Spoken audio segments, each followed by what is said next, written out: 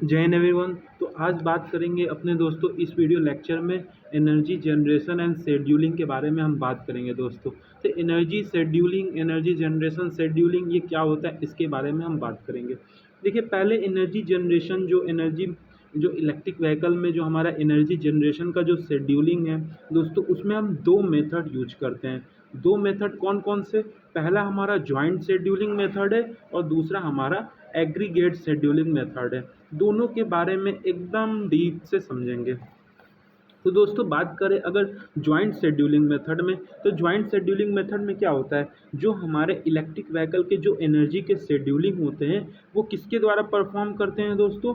Centrally entity, जैसे जो system operator, जैसे मान लो यहाँ पे कोई सिस्टम ऑपरेटर है, वो क्या कर देता है, वो हमारा सभी को क्या करता है, जिसको जितने हिसाब से एनर्जी चाहिए उसके हिसाब से वो एनर्जी उसे प्रोवाइड करता है दोस्तों। तो वही हमारा टेक्निक है जॉइंट शेड्यूलिंग मेथड में। क्या होता है, जो हमारा इलेक्ट्रिक व्हीकल का एनर्जी शेड्यूलिंग है वो हमारा परफॉर्म होता है सेंट्रल एंटिटी के द्वारा, जो कि सिस्टम को ऑपरेट करने में, सिस्टम को जो ऑपरेटर होता है वो सिस्टम को ऑपरेट करता है दोस्तों। इसमें हमारा क्या होता है, सेंट्रल ऑपरेटर होता है जो कि रिसीव करता है जो भी डेटा होता है उससे रिलेटेड, वो रिसीव करता है किसके, जो भी हमारा जनरेटर के थ्रू होगा या जो हमारा इलेक्ट्रिक व्हीकल के बैटरी के थ्रू होगा वो डेटा रिसीव करेगा। फिर उसके बाद जो ऑपरेटर होगा वो शेड्यूल करेगा बोथ जनरेटर को भी और इलेक्ट्रिक व्हीकल के जो चार्जिंग वाले सिस्टम है उसको भी क्या करेगा, वो ऑपरेट करेगा। प्लस वो बताएगा कैसे जो हमारा इस तरीके से वो शेड्यूल बनाएगा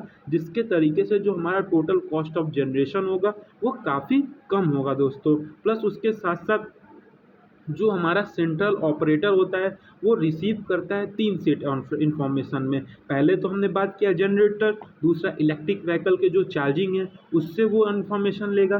तो पहला देखिए वही लिखा है, generator cost along with technical constraint.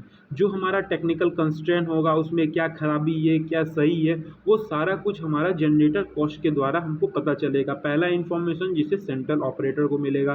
दूसरा इन्फॉर्मेशन क्या है कि जो डेली इलेक्ट्रिक व्हीकल के जो driving charging energy storage system होते हैं, कितना उसको रिक्वायरमेंट है, कितना उसको चाहिए, कितना उसे ड्राइविंग पैटर्न करना है, वो सारा एस्पेक्ट कहाँ से हमको पता चलेगा, ये इन्फॉर्मेशन से दोस्तों। कि इलेक्ट्रिक व्हीकल के बैटरी एनर्जी लिमिट, उसको हम क्या करेंगे, उसको लिमिट कर देंगे। फिर उसके हिसाब से जितना उसको एनर्जी का रिक्वायरमेंट है उसके हिसाब से हम उसे प्रोवाइड करेंगे।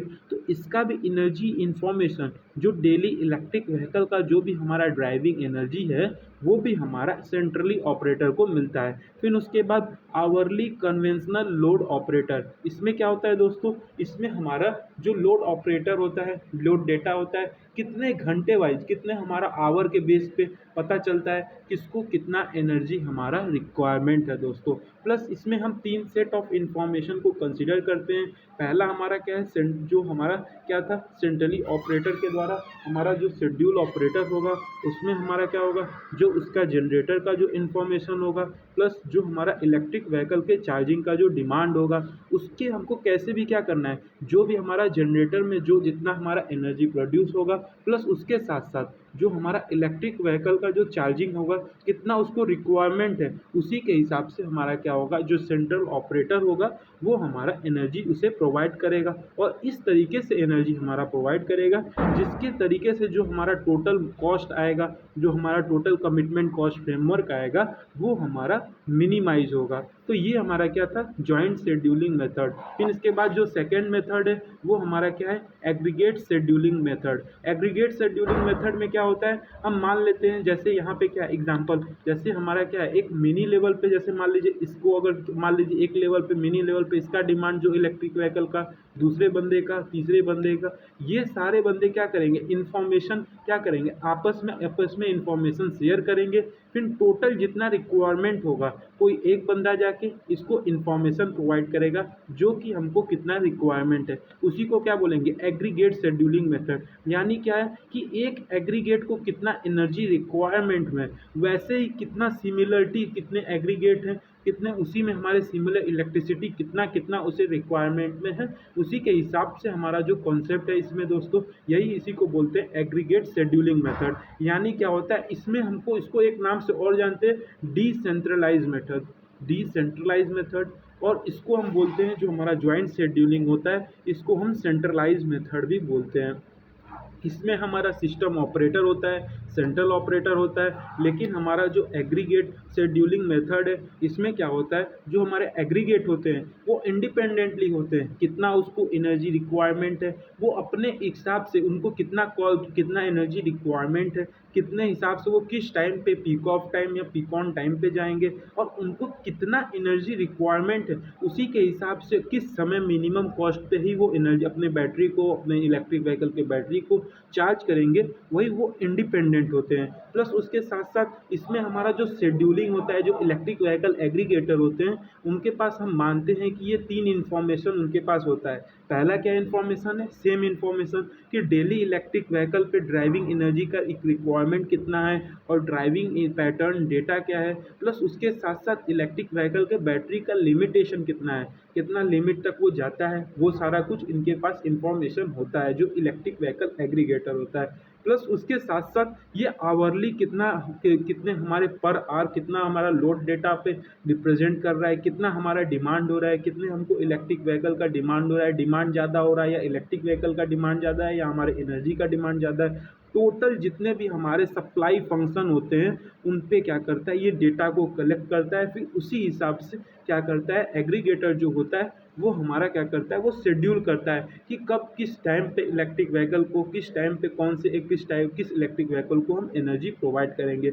इसलिए करते हैं क्योंकि हमारा मेन देखिए मोटो क्या होता है, हमको कैसे भी करके डिमांड और सप्लाई फुलफिल करना है, और उसके साथ साथ जो हमारा कॉस्ट वाला जो एस्पेक्ट है वो भी हमारा क्या हो, मिनिमम हो। तो दोस्तों ये हम देखे थे क्या एनर्जी जनरेशन शेड्यूलिंग में, एक बार रिवाइज देख से करा दे रहे। जैसे हमारा एनर्जी जनरेशन शेड्यूलिंग में क्या हमने देखा 2 मेथड यूज किए थे। एक तो ज्वाइंट शेड्यूलिंग मेथड है। ज्वाइंट शेड्यूलिंग मेथड में हमारा किसके द्वारा, एक सेंट्रल एंटिटी होता है जो कि सारे ऑपरेटर के फंक्शन को परफॉर्म करता है। इसमें हमारा जो भी होता है, इसमें जो ऑपरेटर होता है मेनली 2 टाइप का इंफॉर्मेशन उसके पास होता है। एक तो हमारा जनरेटर साइड पे कि वो किस टाइप का कितना एनर्जी हमारा जनरेट हो रहा है, और दूसरा हमारा इलेक्ट्रिक व्हीकल के बैटरी साइड पे कि कितना उसको बैटरी का एनर्जी का कितना एनर्जी उसे रिक्वायर्ड है फॉर चार्जिंग मेथड। तो यही हमारा 2 इन्फॉर्मेशन प्लस उसके साथ साथ 3 सेट का इन्फॉर्मेशन, जैसे कि हमने देखा दोनों में रिक्वायर्ड है, ज्वाइंट शेड्यूलिंग में भी और एग्रीगेट शेड्यूलिंग मेथड में। तो ज्वाइंट शेड्यूलिंग में हमने क्या देखा था, 3 सेट इन्फॉर्मेशन। एक तो जनरेटर का कॉस्ट कितना होगा, एक डेली इलेक्ट्रिक व्हीकल का ड्राइविंग एनर्जी का रिक्वायरमेंट कितना है, प्लस एक आवरली जितना कन्वेंशनल लोड डेटा उसको हम क्या करते हैं, कलेक्ट करते हैं। ये 3 set of information central operator अपने हिसाब से रखता है। फिर उसके बाद इसको इस तरीके से शेड्यूल करता है कि जो हमारा कॉस्ट का कमिटमेंट है वो मिनिमाइज हो।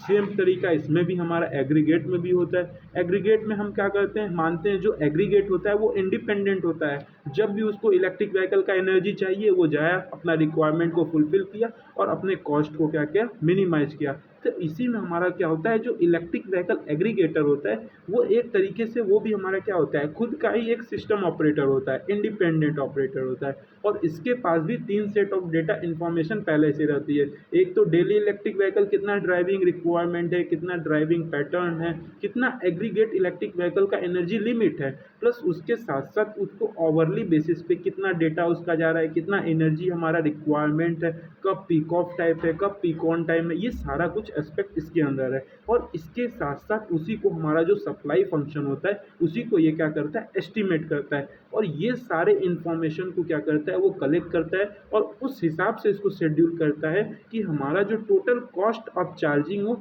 वो हमारा मिनिमम हो। तो ये हमारा रहा energy generation scheduling method. Thank you, जय हिंद।